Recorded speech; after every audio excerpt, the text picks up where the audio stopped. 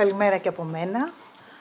Με την παρουσίαση που θα ακολουθήσει θα προσπαθήσω να καταθέσω στη συζήτηση ορισμένα insights για τον πολιτιστικό τουρισμό, που φυσικά βασίζονται σε μελέτες του Ινστιτούτου.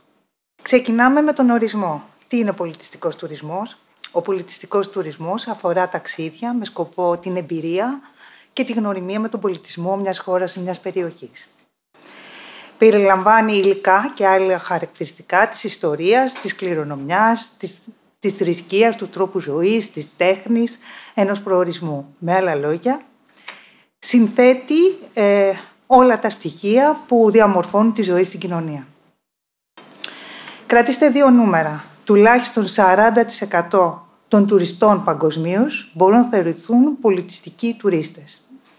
Επίσης, η εν λόγω αγορά ανέρχεται σε περίπου 950 δις δολάρια.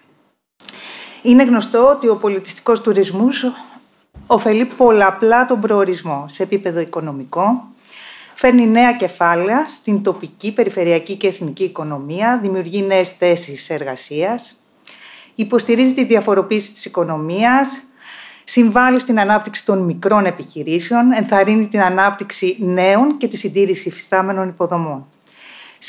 Στο επίπεδο το κοινωνικό, δημιουργεί επενδύσεις σε πόρους κληρονομιάς και εγκαταστάσεις που υποστηρίζουν την παροχή τουρισμού, προωθεί τη διατήρηση των τοπικών παραδόσεων, πολιτισμών, εθήμων, μια θετική συμπεριφορά. Βοηθά τις τοπικές κοινωνίες να χτίσουν τοπική περηφάνεια. Δημιουργεί και παρέχει ευκαιρίες για συνεργασίες και εξωστρέφεια. Παρέχει ευκαιρίες εθελοντισμού και τοποθέτησης εκπαιδευτικών δραστηριοτήτων. Τέλος, δημιουργεί ευκαιρίες για τα μέλη της κοινότητας να αλληλεπιδρούν με τους επισκέπτες και να απολαμβάνουν μια αμοιβαία και καθηλωτική εμπειρία. Σε επίπεδο περιβάλλοντος, ενθαρρύνει τη διατήρηση των πολιτιστικών θησαυρών, ενισχύει την ευαισθητοποίηση σε σχέση με τα αξιοθέατα και τη σημασία της περιοχής. Βοηθά κατοίκους, επισκέπτες, να διατηρούν χαμηλό το αποτύπωμα τόσο στο φυσικό όσο και στο αστικό περιβάλλον και προωθεί την ενεργή προστασία και διατήρηση των τοπικών πόρων. Περνώντας τα προϊόντα του πολιτιστικού τουρισμού, βλέπουμε ότι διακρίνονται σε δύο βασικές κατηγορίες, τα απτά και τα άειλα. Στα απτά έχουμε τα μνημεία παγκόσμιας κληρονομιάς της UNESCO, ιστορικά και πολιτιστικά κτίρια, αρχαιολογικοί χώροι, μουσεία, γκαλερί τέχνης, μνημεία, χώροι θρησκευτικής λατρείας, τον αρχιτεκτονικό τουρισμό. Στα άειλα προϊόντα περιλαμβάνονται αθλητικές εκδηλώσεις, φεστιβάλ σε τοπικά, περιφερειακά και εθνικά επίπεδα, μουσική, θέατρο, κινηματογράφο, ζωντανές εκδηλώσεις, η τέχνη του δρόμου, περιηγήσεις στην πόλη, γαστρονομία, study tours, ο τουρισμός με βάση την κοινότητα, ο τουρισμός για την αναζήτηση τη γενεολογική, ο σκοτεινός τουρισμός, ο εθελοντισμός και ο εκπαιδευτικός τουρισμός. Ας εξετάσουμε τώρα κάποια βασικά δεδομένα σε σχέση με τις αγορές και τους προορισμούς του πολιτιστικού τουρισμού. Εδώ βλέπουμε το top 10 των χωρών από όπου προέρχονται οι πολιτιστικοί τουρίστες. Στην πρώτη θέση βρίσκεται η Κίνα με 9,7 εκατομμύρια ταξίδια και μερίδιο 9%. Ακολουθούν η ΗΠΑ, η Γερμανία, η Γαλλία, το Ηνωμένο Βασίλειο, δηλαδή 4 από τις πλέον σημαντικές αγορές του ελληνικού τουρισμού. Η δεκάδα κλείνει με την Ισπανία και τον Καναδά. Προς τα πού όμως ταξιδεύουν? Στο top 3 βρίσκεται η Ιταλία, η Γαλλία και η Ισπανία. Όπως σωστά έχει υποθεί ήδη, η Ελλάδα βρίσκεται εκτός top 10 με 2,4 εκατομμύρια ταξίδια και μερίδιο αγοράς 2,2%. Αφού είδαμε από πού προέρχεται αυτός ο ταξιδιώτης και πού ταξιδεύει, περνάμε στο προφίλ του. Πρόκειται για άτομα, ταξιδιώτες με υψηλό μορφωτικό επίπεδο, δραστήριοι, ταξιδεύουν με μεγάλη συχνότητα, είναι κυρίως συνταξιούχοι, αλλά σταδιακά μειώνεται ο μέσος όρος ηλικίας, καθώς μεγαλώνει το μερίδιο των millennial. Ως προς τα ταξίδια τους, παρουσιάζουν μεγαλύτερη μέση διάρκεια παραμονής σε σχέση με το μέσο όρο, υψηλότερη μέση δαπάνη και κυρίως δεν ενδιαφέρονται τόσο για τη σχέση ποιότητας-τιμής, αλλά για τη σχέση ποιότητας-χρόνου. Δείχνουν έντονο ενδιαφέρον για τις παραδόσεις, για την αλληλεπίδραση με τον τοπικό πολιτισμό και για να πραγματοποιήσουν περιηγήσεις εκτός πόλης. Στοιχεία που προανέφερα επιβεβαιώνονται και από άλλη μελέτη του ΙΝΣΕΤΕ, όπου άνω του 75% διαθέτουν ανώτερο επίπεδο και άνω του 56% υψηλά εισοδήματα. Σε αυτό το slide βλέπουμε και κάποια σημαντικά ευρήματα σε σχέση με τις προτιμήσεις των ταξιδιωτών.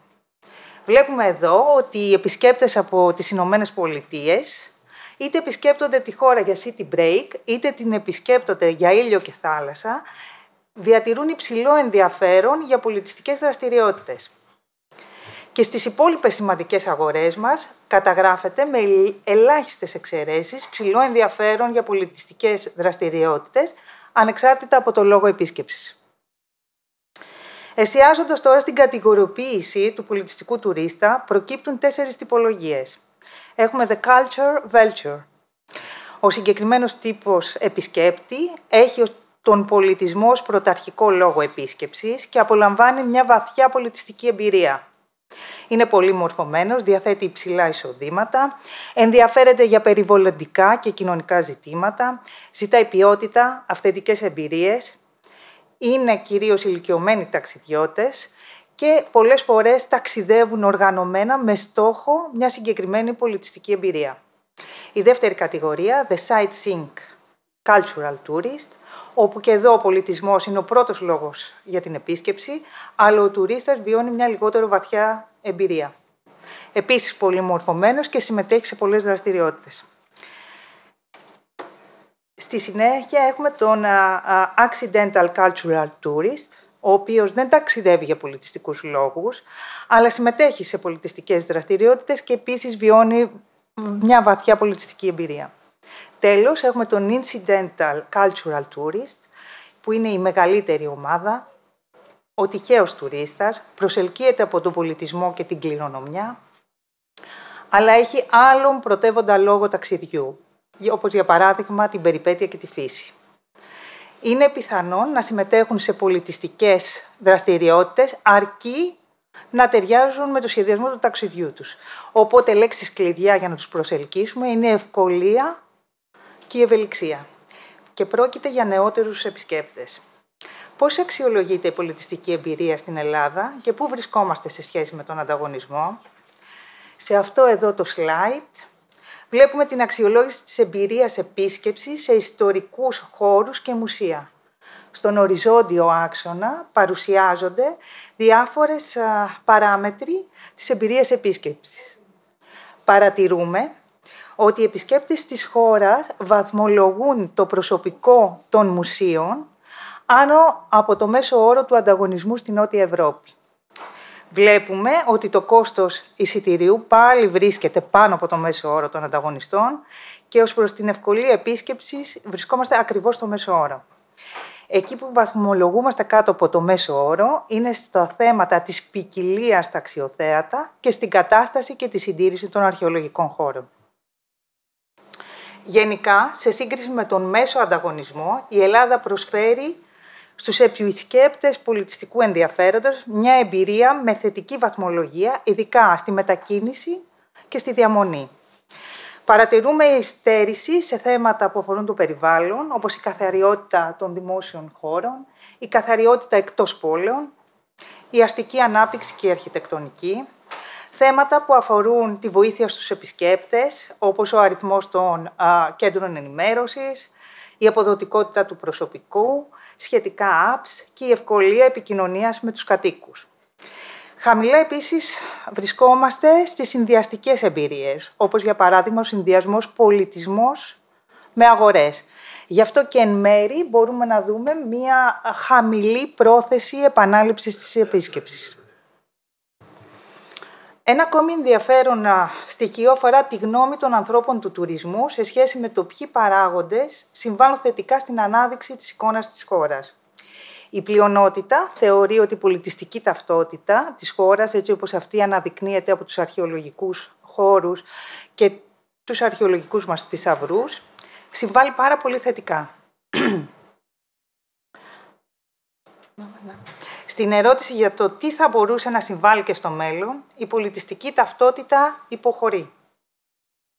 Ειδικότερα από 94% των ερωτηθέντων που θεωρούσαν ότι έχει συμβάλει πάρα πολύ και αρκετά, το ποσοστό μειώνεται σε 83,2%.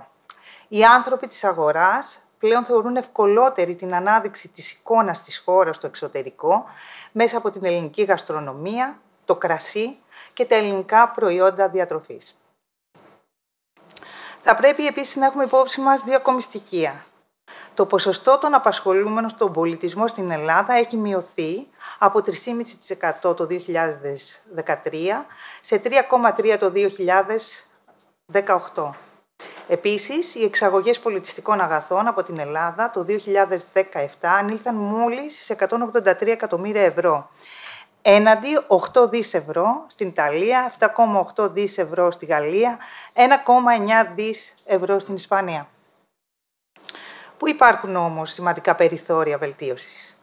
Σύμφωνα με τη μελέτη «Ελληνικός τουρισμός 2030» και τα σχέδια δράσης, δίδεται ιδιαίτερη έμφαση στην αναβάθμιση και βελτίωση βασικών και συμπληρωματικών υποδομών, στη διεύρυνση του ωραρίου, ειδικά το απόγευμα και κατά τη διάρκεια της τουριστικής σεζόν, στην ενίσχυση των μη εκθεσιακών τμήματων των μουσείων, όπως κηλικεία και gift shops, στον εξυγχρονισμό και τη βελτίωση του εξοπλισμού των χώρων αυτών, καθώς και στη βελτίωση παρουσίασης του πληροφοριακού υλικού, έτσι ώστε να καλλιεργείται ένα ελκυστικό αφήγημα. Τέλος, ιδιαίτερη έμφαση δίδεται στην ανάπτυξη των υποδομών βασικών και συμπληρωματικών για άτομα με αναπηρία. Τέλος, θα μπορούσε κανείς να συμπεράνει ότι ο τομέας του πολιτισμού στην Ελλάδα παρουσιάζει υποαπόδοση. Λαμβάνοντας όμως υπόψη το πολιτιστικό απόθεμα της χώρας, προκύπτει μια μεγάλη ευκαιρία για περαιτέρω ανάδειξη και αξιοποίηση.